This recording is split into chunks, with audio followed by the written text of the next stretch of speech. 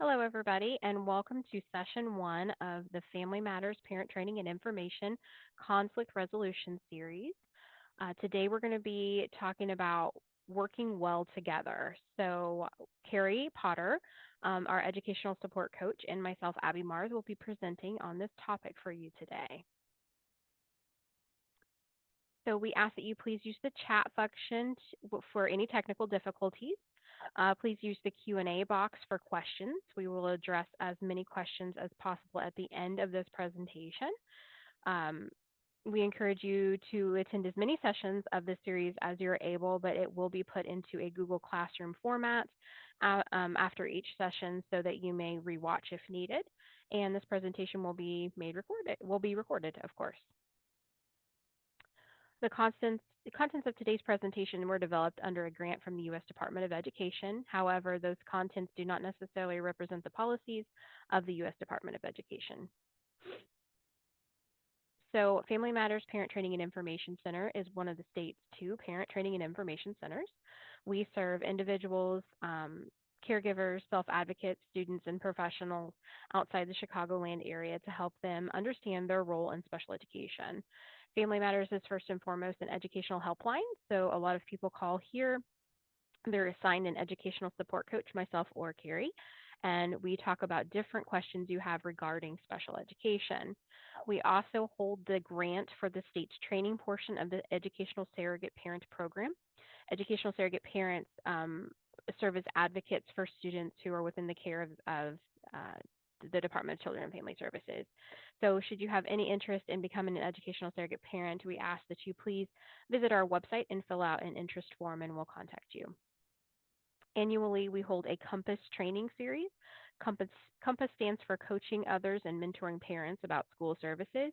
So, our COMPASS program is a 10-week self paced educational course that helps you understand educational rights and responsibilities of self advocates, students, and caregivers and professionals. So, that course will start in January of 2025.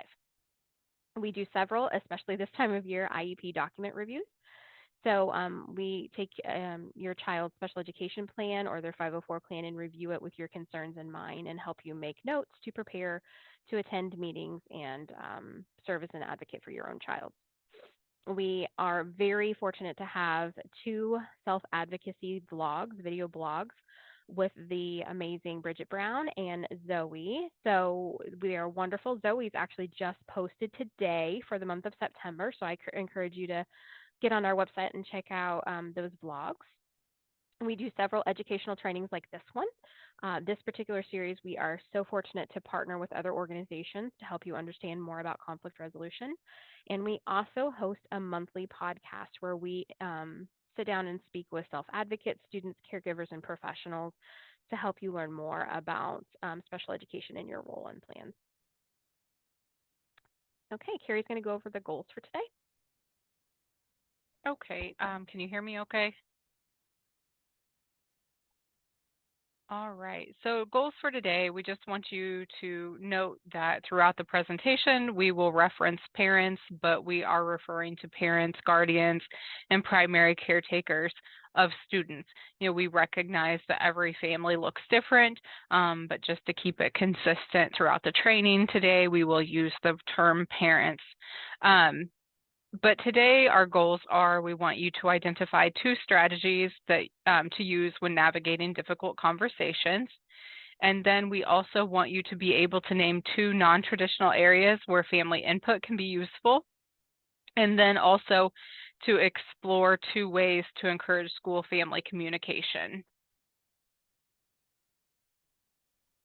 It's also very important to remember that Family Matters Parent Training and Information Center is not a legal service agency, and we do not provide legal advice in any way.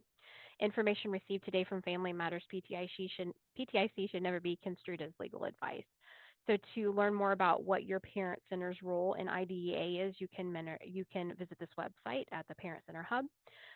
This particular topic, dispute resolution, does come into some more terms about IDEA that can sound like legal jargon, and that's why we're bringing in other professionals. So in this portion, Karrie and I will be talking to, like she said, ways we can effectively communicate with our school district to hopefully avoid dispute resolution and conflict resolution. So, oh, go ahead, Karrie. Go ahead. Okay, so we want to talk about basic assumptions to start with. So both parents and teachers we know are stretched low on time and energy. So teachers we know and professionals at the school level, we recognize you're busy, working with multiple children, teaching throughout the day, have a structure and schedule to stick to. So we know like time is limited for professionals. And parents are stretched too. You're working sometimes and getting home, your kid has went to school, you've got homework, things, to keep up with at home, whatnot. So we know you want to just kind of start with that assumption and recognize that everyone's busy and stretched for time. You also want to make the assumption or start with the basic assumption that both parents and teachers want to do the right thing for students or children. I think many times it can be when you're dealing with conflict, it can look like maybe the other end is wanting something unrealistic or what's not right for a student or child. But I think if you can keep the mindset or keep that basic assumption that, we all want to do what's appropriate for each student, that it can help navigate that process. Of resolving conflicts, because sometimes we all want the same thing, but we might see a different journey to get there or a different path. You also want to keep the basic assumption that teachers and parents do not have to agree on all things to build a productive and healthy relationship. Many relationships, people are so diverse and different. There are very few people that are going to see eye to eye on everything or agree on all things, but you can still build a productive and healthy relationship and collaborate and work together. You also want to keep in mind or start with the basic assumption that advocacy is a critical part of change. When you advocate for something, you're advocating for change, and change can be uncomfortable. But we kind of grow through change, and change can be a good thing, no matter, how hard it can be. So those are all just things to keep in mind.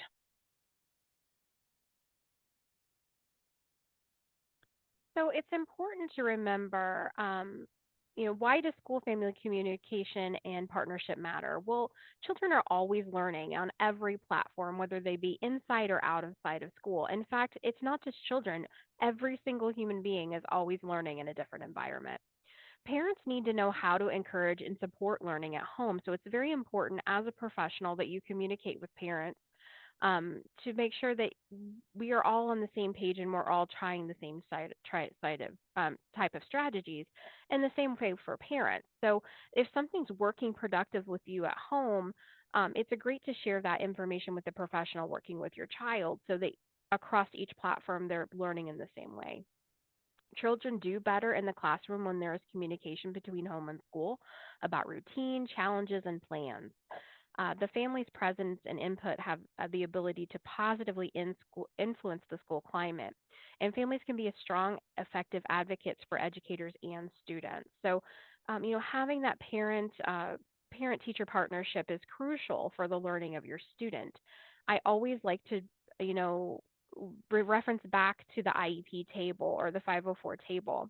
It's not a square table, it's a round table, and we all have an equal part in that partnership, and we're all there for the same purpose, which is the education of the student.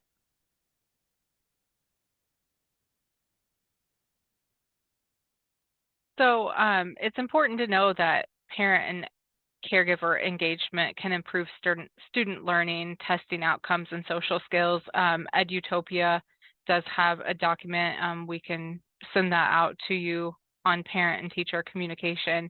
But, like Abby said, parents and caregivers, you have a role. You're an equal member of the IEP team. You have a lot of knowledge to share about your child or the student in your care.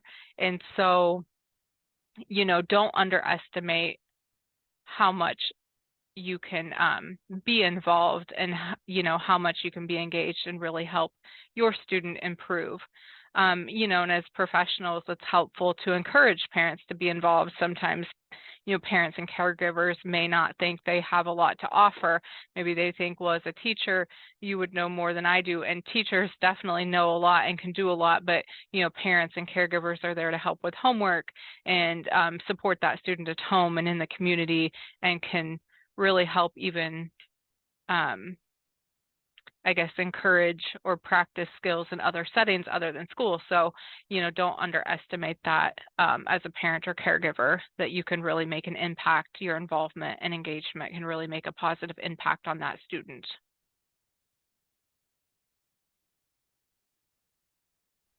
So, what does a strong parent education relationship look like? Well, it's consistent, and the communication between the parent is done in a strategy that is agreed upon. So it's back to school, and we all got those beautiful notes home of how that your teacher, your student's teacher, wants to communicate with you, whether that be an app or email or letters home or in person. So it's important as a parent that I try to my best ability to meet the teacher at her preferred method of contact. But if I can't navigate that method of contact, it is important that I communicate that back with the teacher in some way. So this was me. I have 4 children. I'm crazy. I have 4 of them, and they're all in school at the same time.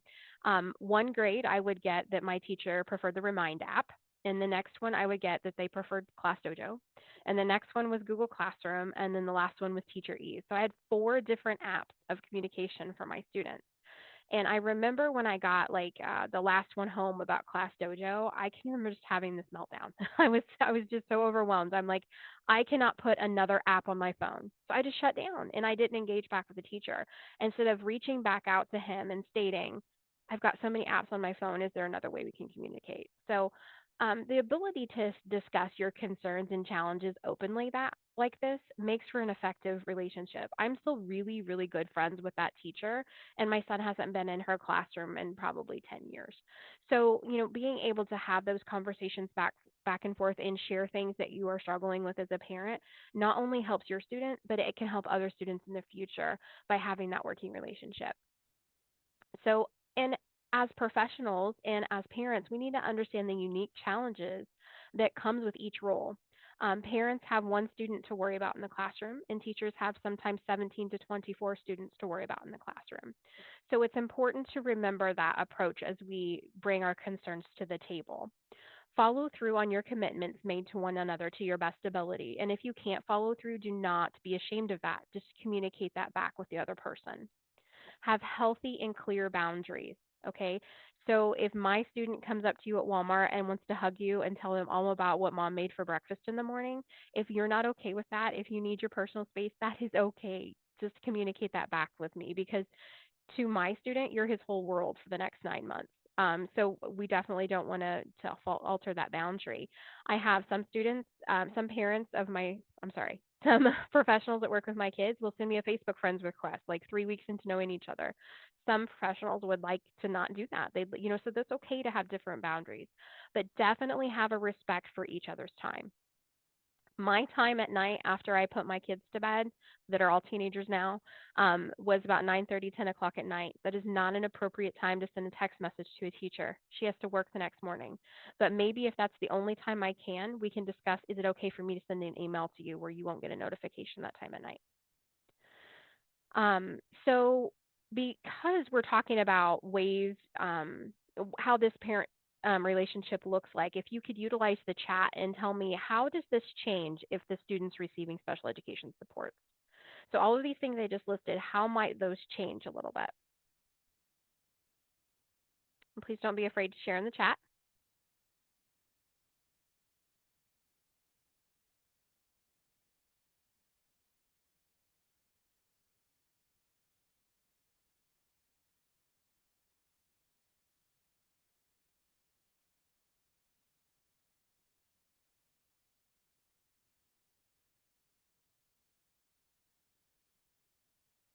So this role may change because our student is then individualized. The plan is individualized per their needs. So like I talked about, my teacher may be contracted to only work until 3:30 every single day. But if my student doesn't walk in the door until 3:15, we may have something written in his plan that individualizes that teacher could call me every day at 3:25 to tell me how my student's day went. Now, not every teacher has to do that. I'm not saying that. Maybe it's just something that's more individualized for my student. So when my student has that special education plan or IEP, things may look just slightly different. But we're still working on all of these things. We're still respecting each other's boundaries. We're still openly communicating.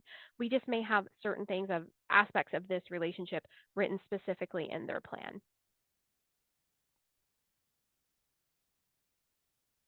So, like Karrie says, a communication journal is great.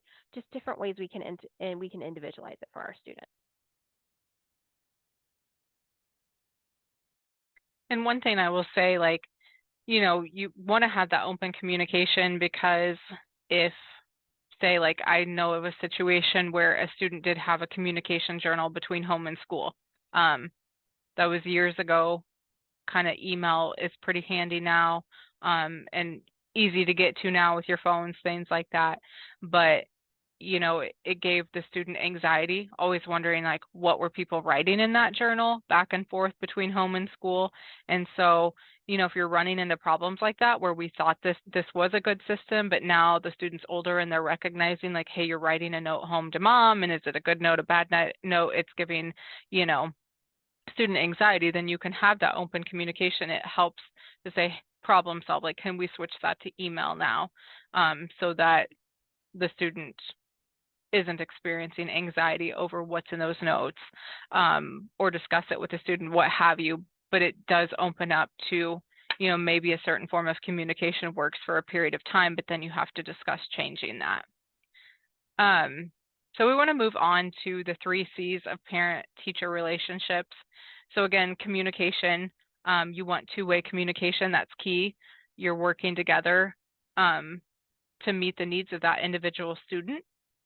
So, just figuring out, like Abby said, like what system works between the two of you, or, as your child gets older, you may have multiple teachers to consider, and working out like what times of day, when can we communicate, how can we communicate, but just, navigating that and working together and making sure, as a parent or caregiver, you can tell professionals, you can reach out to me anytime with questions.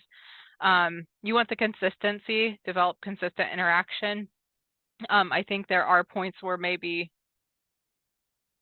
you want to look at, am I communicating too much? If you're expecting daily communication, it depends on the situation. You really need to have that open two-way communication and talk to each other and figure out how often are you going to communicate with me. If my child's having behaviors and there are behavior charts and data collected, how often can I expect those sent home? Maybe at the end of the day if there's a bigger issue going on, but will I expect charts home weekly, bi-weekly to show me how my child's doing? But you want to kind of have that consistent communication and consistent interaction and kind of know when you can expect it and how you can reach out.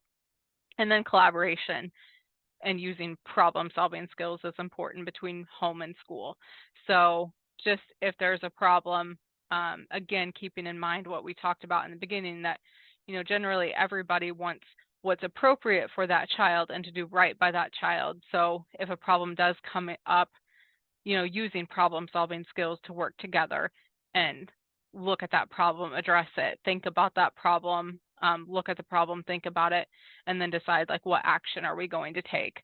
That can be a helpful process.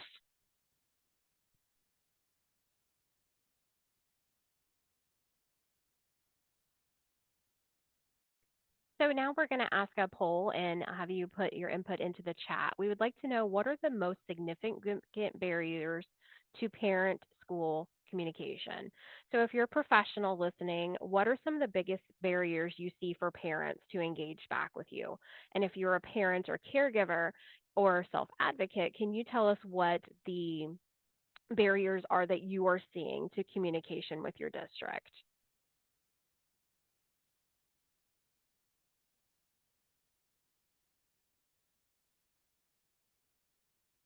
So I teach this presentation a lot on professional development days in different school districts. And one of the biggest one I always hear with this question is professionals will state that parents just simply lack the enthusiasm to communicate back. Sometimes they don't come to IEP meetings. Sometimes they don't answer my emails. They don't answer my requests for pencils to be sent to the classroom. So then a professional may have a misconception and think that you just don't want to engage. So I always love to give the example of a mom who works maybe 8:15 until 2:55 every single day, and she works that schedule because drop off at school is 8 o'clock, and pick up at school is 3 p.m. And she works that time. She can't miss work during that time because she has a child that with special needs, and they require a lot of doctor's appointments, therapy appointments, tutoring appointments, all of the things. So she can't afford to miss any more time. And on her list of priorities, answering an email about classroom volunteers is not on the highest of hers. Instead, she wants to, think about when she gets home, how she can keep her son from eloping from home, or having a behavior, or making sure he gets his homework done. So sometimes, looking at things from a different point of view really helps to understand the breakdown in communication.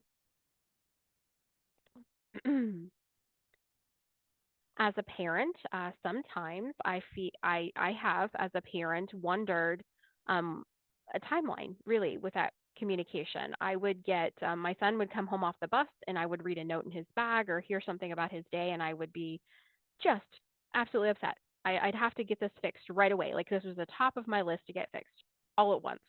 And I would pick up the phone. We live in the country, so I'd pick up the phone and call the school, and guess what? It was closed.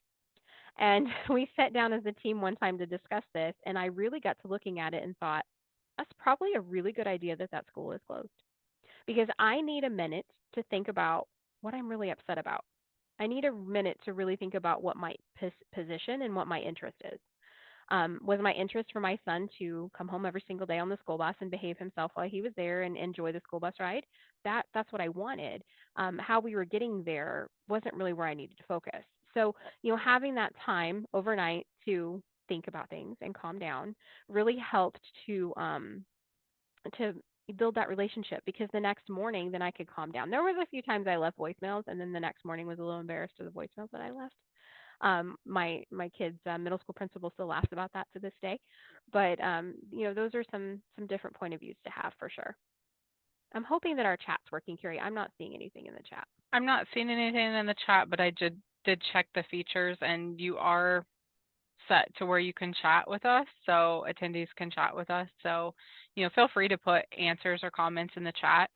I will say that I think one thing that can be a barrier to communication is sometimes, like, if your student does communicate things with you when they come home, maybe don't definitely take things seriously, but don't always take it 100% at face value, like what they say. Maybe ask questions, because I know as a parent, your kid can come home and be like, well, today at school, they talked to me about my hygiene and, that if I don't wear deodorant, I smell or something like that. But then when you really start asking questions, you learn it like, okay, where were you when that conversation happened? And, did somebody take you to the side? And, like I have a kid who's very literal. So, if somebody talks about those things, she may come home and relay it to me as this was a conversation to her individually. But then when I ask, like, where were you? Oh, I was in PE class. Who was talking? Where were they standing? Oh, I was sitting in a group of kids. So sometimes it's like, okay, that's not an issue. It was just generally you're at an age where we're going to start talking about this with everybody. And so then I could clear it up by saying that wasn't just meant for you. That was meant for the whole class. And it wasn't pointing you out and saying, it was just basic knowledge and things like that. So I think sometimes getting to the bottom of it, and if you can't get all of the information from your child, then asking a school staff later, like through an email or what have you, or a note to school, like, hey, tell me more about this. What setting was that in? Because you may find out that had nothing, it was not individualized to that student. it was a whole class activity and the student just took it to heart that that was just kind of more like a one-on-one, it was more their perception than the reality. So, Yeah. communication really does help.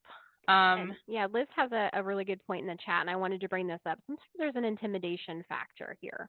The person, the professional that you're working with, at least has a bachelor's degree in education. They're teaching your student. In my case, in the tiny town I live at, my students' teachers were all the same teachers I had growing up. So there's a shift there in authority.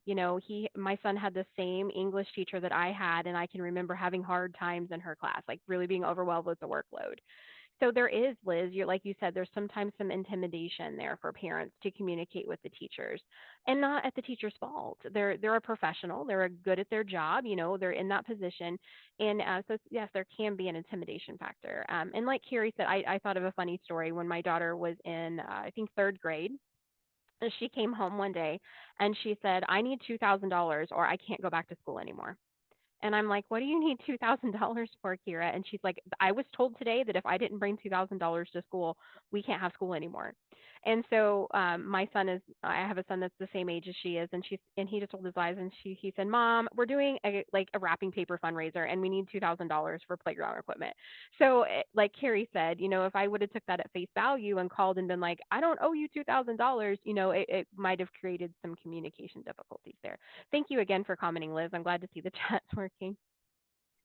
Yeah, and like Liz said, I do think we run into that sometimes where, we talk to families over 94 counties here. So there are times where families will say, well, like I just can't get past, like when I went to school, you have this hierarchy of, teachers are adults and you're the student, and you look to people in leadership roles like teachers and principals and superintendents as kind of, they're not your boss, but I don't know the right word for it. I can't think of it right now. But you kind of look at them as a leadership role and you look to them to make decisions, or, like you need to abide by what they say. But, and that can be a hard transition for some families and feel intimidated. Some families have said, I had an IEP in school, and, I just still look at them as kind of more of a leadership role. But when you are in that position as a parent, you are an equal. If you look at the parent guide from the State Board of Education, it does lay it out. Parents are an equal member of the IEP team. So, don't underestimate your role in that situation. Yeah, Kendall says authority. They have authority like teachers. So thank you for that. I could not come up with that word.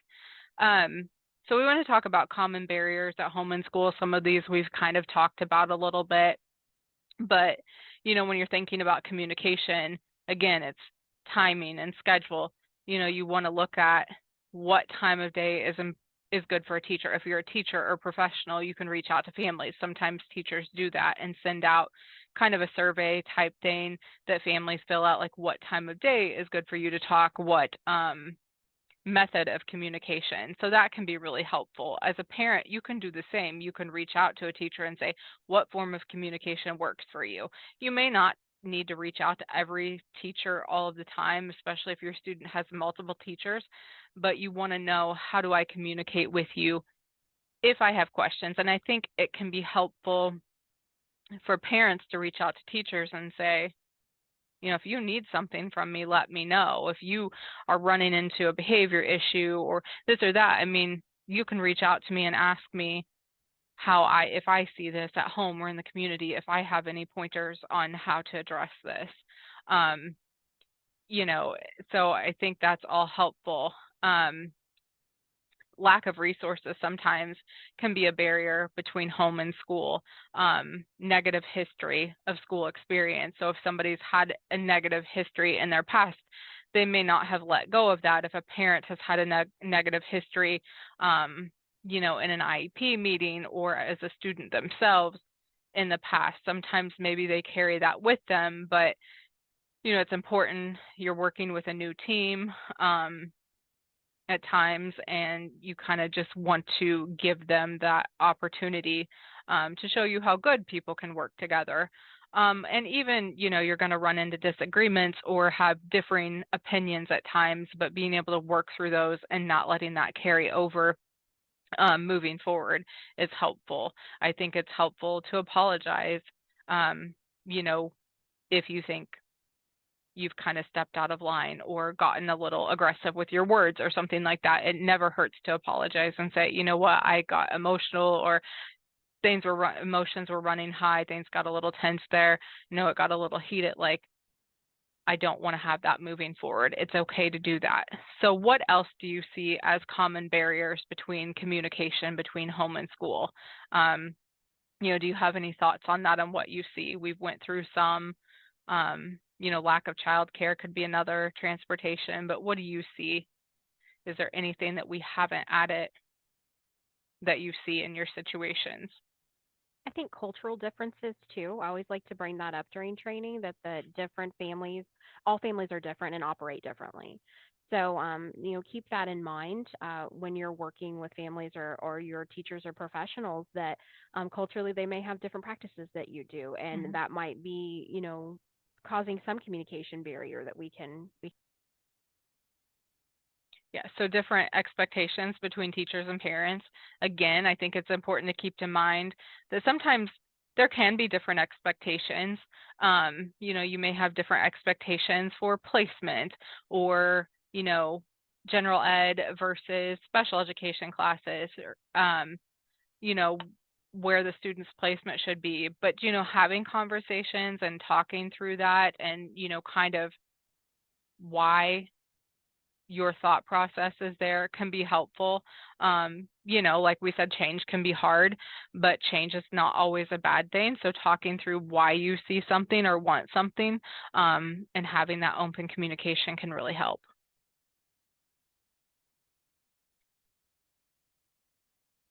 So this is a great question for our parents and caregivers in the audience. What can schools and educators do to encourage parent collaboration? So I ask this question when we do live trainings, and there is a very tiny district in Central Illinois that they started hosting a food truck Tuesday. Now I am a truck junkie. I will travel bajillion miles to check out some food trucks, right? So this is a way they had this idea because there was a family with students in their educational program that had a food truck, and the family said, could I bring our food truck out on Tuesday and serve the teachers free lunch? And that turned into parents coming and wanting to purchase lunch from the food truck. And then so it just kept spiraling, and now they have on Tuesdays a picnic lunch on the playground for students and parents to enjoy snacks from the food truck. So I think that, so it's an encourage for families to come and spend time with their children if they're able to, and then also spend time with the faculty at the school. So that's a great example. Yeah, it's really. I've went there for a food truck Tuesday, so I just wanted to check it out. But now they have different food trucks coming in, so it's really great.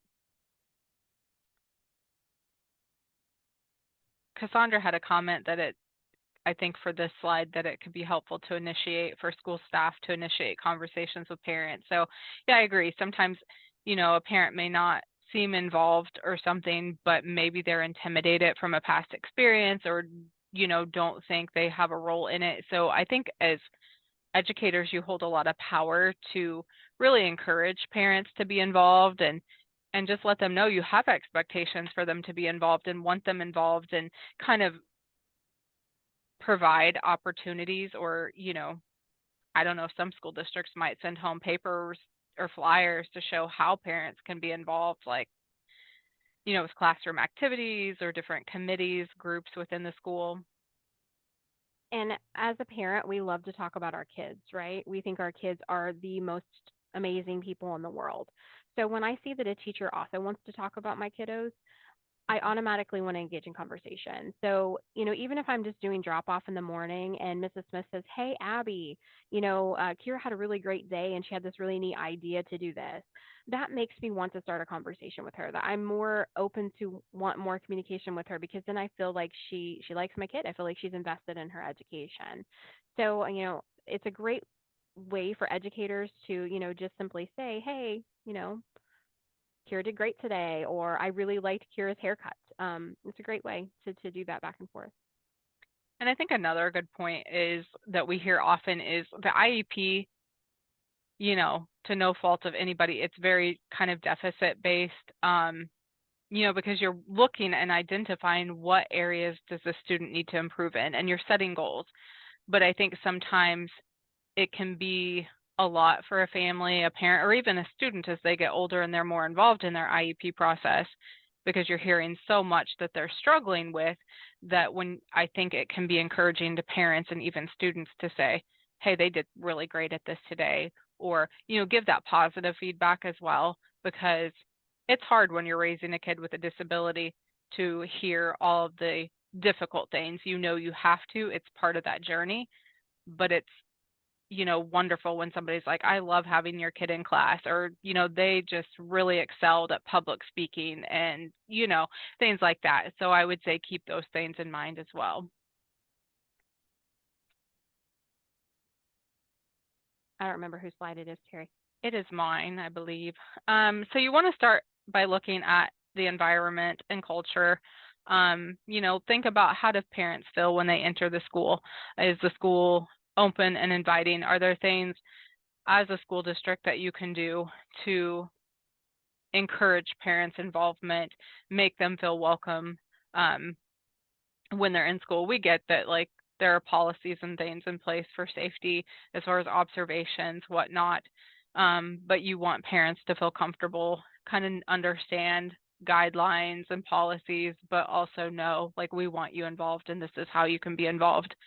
um, our parents invited to participate in a concrete and clear way. We kind of talked about that. Like, I don't know what all school districts do, but I know some school districts have like parent teacher student associations, or PTO, PTA. They're all called a little bit different things in different districts. But do they know the ways that they can get involved, um, even on a larger scale than just helping their child individually? Do they understand that they're, a key component of the IEP team and an equal member? Um, is it common for parents to be labeled difficult or disengaged? You really want to look at the culture of the school. Is it easy for parents to give feedback? Can they do that online, in person, via email? Not sure kind of what systems most schools have in place, but looking at this, like, how can they provide feedback on different things that they find helpful, and also things that maybe could be, changed to really meet the needs of parents and caregivers. And do you regularly see a diverse group of parents at the school participating in events and classroom activities? Why or why not? Kind of really looking at who is involved. Is it the same group of parents all the time? Could we try to engage more parents, um, and have a more diverse group of parents involved in the classroom and different activities that the school offers for parents to be involved in? Anna has a very good point in the comments. She states that sometimes professionals talk to me like I'm also a professional and not a parent, and it's hard for me to understand some of the lingo that comes along with that. And that's a very good point. And I, even when I do training, sometimes don't even realize that I'm speaking in special education language. Mm-hmm. I'm using things like ESY, LRE. Carrie and I just sat on a really good training, and they gave an example of an abbreviation, a very common special education abbreviation that someone used in the home, and that particular um, abbreviation meant six different things to six different people. So it's very important, and I try to be very, very knowledge, really see if I'm doing this or not, to break that down. And we see this a lot at IEP meetings. Mm-hmm. Your teacher will explain to you that Johnny is now 80% on his way of being to the 7th percentile for reading. That's very hard to understand. It would be easier if the teacher told me he's done really well this year. He's almost mastered this goal in reading and moved up another grade level. And I would say, as a parent or caregiver, like Abby said, I think I've caught myself doing it at least once during this training. You speak in acronyms sometimes, or terms. And I always tell people, if you're new to this, I've done this for so many years professionally and with my own child, that sometimes I do it and don't think about it. It's just kind of habit. So don't be afraid to stop me and say, can you explain that to me? I don't understand that term. Like, don't be afraid to do that. We all have to learn. There's terms I don't know at times, and I'm like, I had to ask the other day, what do you mean by this? And that's absolutely okay to do. I always tell people, don't be afraid to stop me at any time. You know, never feel afraid or like that anything is a dumb question because we don't all know every term and there's new terms and language all the time. And I actually think that builds communication between a Hmm. parent and a professional.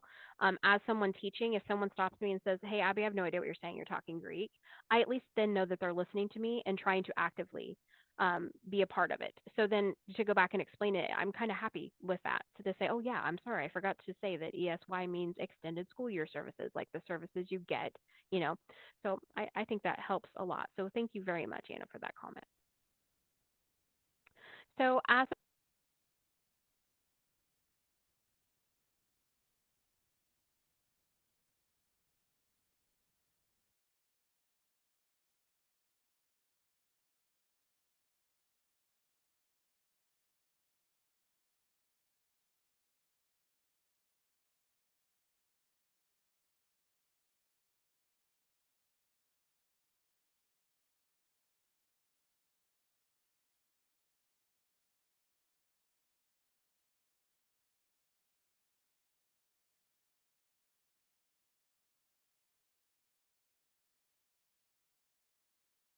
now, am I working? Okay, there we go. Is that better? Sorry, guys. So make sure that as a professional, you're telling parents what to expect in the classroom. Invite their input in advance for events. So I love this, especially integrating some of those cultural things back into it. If you're having an event at school, asking a diverse group of people about their input on events can be very helpful. Share exactly what the needs of the school and the classroom are. Acknowledge the barriers that exist for parents to be present at school. So keep in mind there are some barriers there. Offer support with childcare and transportation to allow for participation when possible. Um, as you know, I hear a lot from parents, I can't attend a meeting today because I have my younger child with me, and it's okay. Yeah, I remember bringing a baby to an IEP meeting a couple different times. It's okay. Or can I call into the meeting or video into the meeting? And some schools do things differently, but can I read in the classroom to my students' peers? So I can, I have a book about understanding autism for children. Can I read that out loud and help for my student to be more part of the classroom? So, really talk back and forth about what to expect from one another.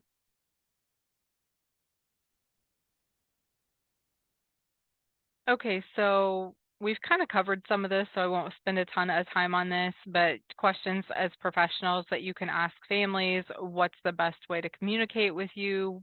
Again, thinking about culture, what language are you most comfortable communicating in? What language is spoken in the home? That's important to ask families. Um, every family is different, and so those are key things to keep in mind and ask. Also, what are 5 things that are very important for us to know about your child and your family? There might be things that you want to share about your child or your family that would be helpful um, for the school staff to know. Also, you could ask like what unique talents or interests you have that you might bring to the classroom. So those are all things to keep in mind. Living in a tiny community, my whole community knows I really enjoy Halloween. So I was always the Halloween mom to do things in school, and that was always fun for me. But something you can do as a professional is ask parents to fill out a parent talent survey. You can Google these, and there are templates on the internet that you can print out. Or as a parent, ask the teacher what things she likes. That way, you can encourage conversation with your student.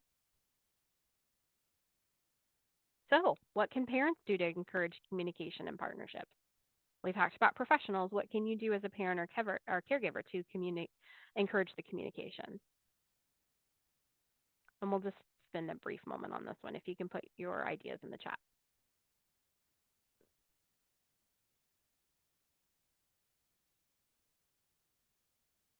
I always like to let my educator know a little bit about my student. I love to do a student portfolio and send with them at the beginning of the year, letting the teacher know who my kid is, what we're working on this year, what things work great for.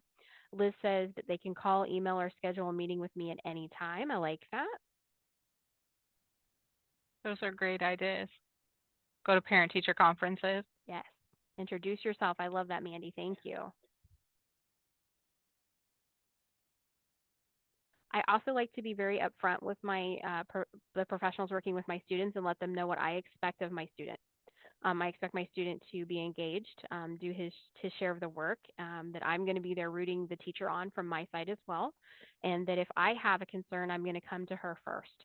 I'm not going to jump on social media and, and make a complaint. I'm going to come to her or him first and talk about that. Cassandra says, ask questions, start with positive assumptions. I love that. And talk about the positives of your child with the teacher. Very good. Okay, so these are just some things I think go along with that previous slide that we just talked about, sharing concerns and questions in a respectful and timely way. Again, don't just jump to the conclusion that if think about, I guess, if you're upset about something that was said, think about it and address it in a respectful way. You want to build bridges, maintain relationships. You're collaborating and working together for sometimes a lot of years. If a student has an IEP, that relationship can go from pre-K, if you have the same administrators, things like that, it can go from pre-K through high school or what have you. You may work with some of the same people or work with people for a consistent number of years. So you want to work together and have a good working relationship and work through things. Ask educators how they can, support or assist. Again, assume that good intent and then support the classroom routine. You can always ask as a parent how you can support that classroom routine at home, what you can do, talk to your student about how you can help. Um, encourage that and support that at home.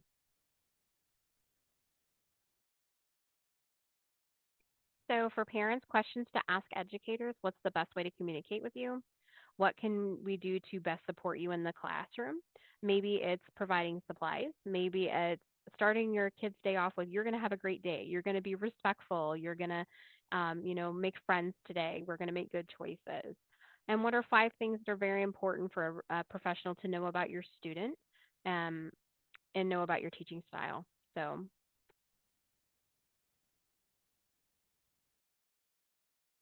Okay, you can also look at it from the point of view of what can district administrators do to foster school-parent connection. Districts and administrators can play a huge role in this. And you can make sure as a district or administrator that teachers have protected time to connect with parents. Do they have, you know, time set aside or built in for that school to home communication?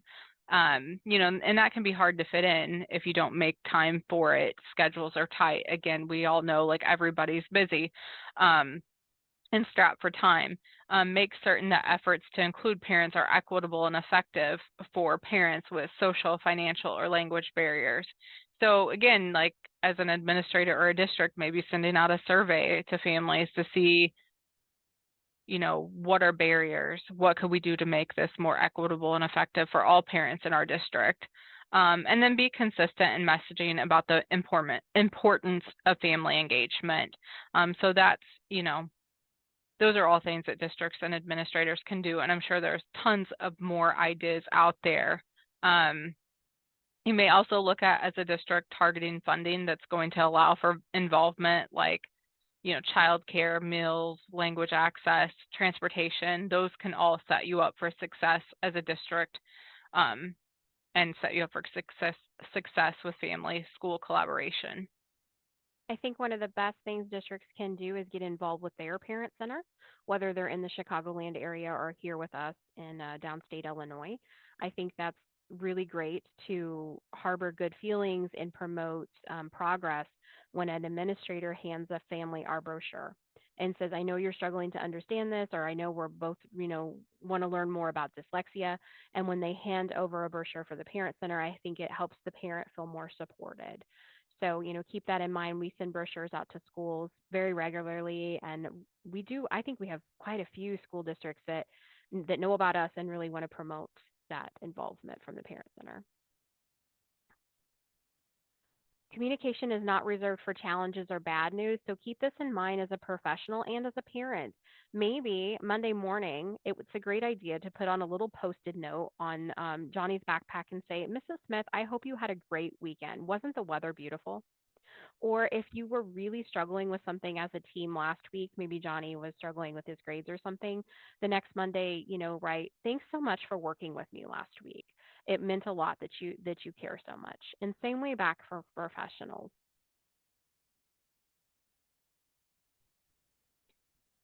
So there may be times where communication becomes challenging. So I think things to remember, a couple key points are that parents have the right to information and participation. So, we always tell parents like if you have an IEP meeting coming up or your child's been evaluated, you should get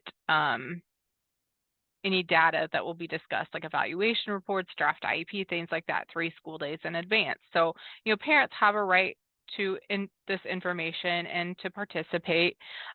So you want to make sure families have access to that information in a timely manner. It gives them the chance to review this information, prepare, make educated decisions. And also, schools are more effective when parents and professionals partner to improve outcomes. So you really want to build those relationships, and I think work on maintaining those relationships so that things, like we said, you don't want to tear down bridges, you want to build them and maintain that open communication. So when things do get challenging, like work through those, make sure parents are getting the right information. So keep showing up. Not every problem is fixable, but commit to staying at the table and improving communication. But also know when to take a break at the table. So if we're at that meeting and we're really struggling and you can feel that tensions are getting high, it's better to say, "Can we come back and revisit this? Can we rethink this?" Maybe meeting outside the school environment is possible too. If there's some, bad feelings or trauma related to that IEP room, maybe it's a good idea to meet at the local Starbucks or at a different school within your district. Acknowledge what is working, talk about the positives, and commit to staying engaged even without the magic wand. Not everything's fixable right away, but if we keep working together, it makes for positive relationships.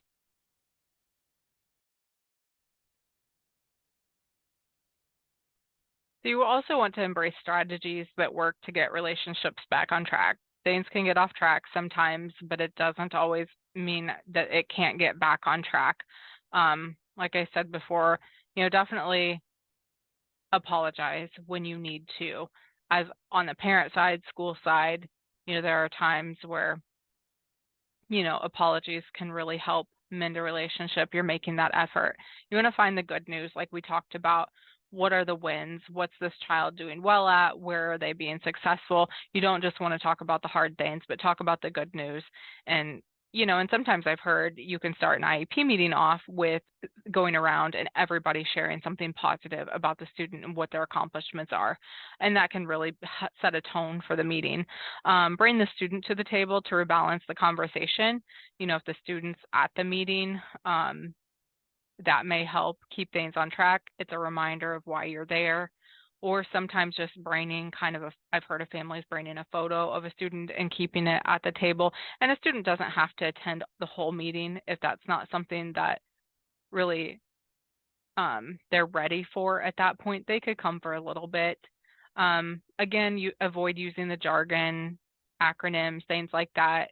If professionals or somebody are using that information, ask them to clarify what they mean by things. Don't be afraid to ask. Give permission to take breaks. If things are getting tense or you've had a longer meeting, it's okay to say, "I need a minute to step out in the hallway, think about this, take a little break, and then come back." Um, Acknowledge that the answer lies in meeting the student's needs, but not in how to go about doing so. So you want to look at that student and what their needs are as a whole. I always say like placement should be the last thing discussed at the IEP meeting. So you kind of really want to build on what does that student need, and then look at interest over positions. If you take a position like my child has to be taught in this classroom or they need a one-on-one aid, you're kind of digging your heels in and saying, "I'm taking this position." But you could open up the conversation and say, "These are the concerns I'm having. My child elopes. My child needs assistance in these areas. One thought I have is that a one-on-one aid may be helpful. Do you have other thoughts on that?" Then you're looking more at the interest of the child and what their needs are and not taking that position and looking at other people's thoughts and communicating as a team and working together. unique ways parents can partner with schools is sit on a hiring and a curriculum review committee to share input and perspective. Start a special education advisory council in partnership with your school. We just did a presentation on that last week. That's on our website and our YouTube channel. So it's ways to really promote change in your district and progress in your district to sit on an advisory council and review policies and procedures in the handbook and be prepared to ask questions about how that might apply to your student.